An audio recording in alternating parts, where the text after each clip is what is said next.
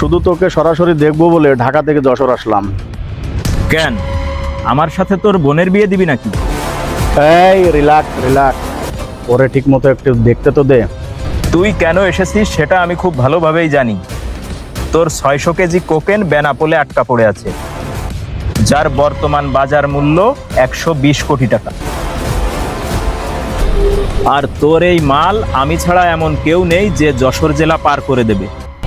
তাই তুই পাগলা কুত্তার মতো ছুটতে ছুটতে আমার কাছে এসেছিস। তাহলে আর কথা বাড়াচ্ছি না, কাজের কথায় আসি।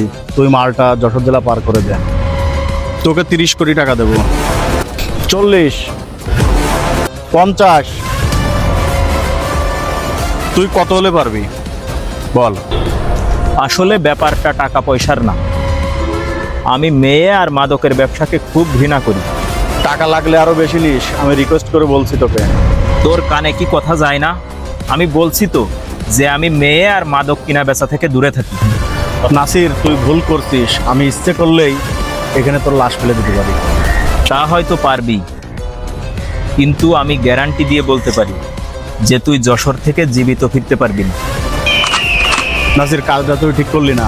আমি ইচ্ছে করলে ঢাকা শহরে তোর অস্ত্র বিক্রয় করা বন্ধ করে দিতে পারি। তোর নিজেরও তো ঢাকায় অস্ত্রের ব্যবসা আছে।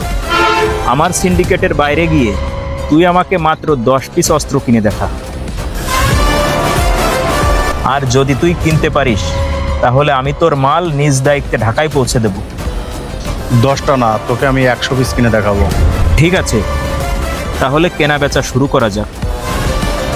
এই টনি, আমার 100 পিস 9mm লাগবে, তুই দিতে পারবি?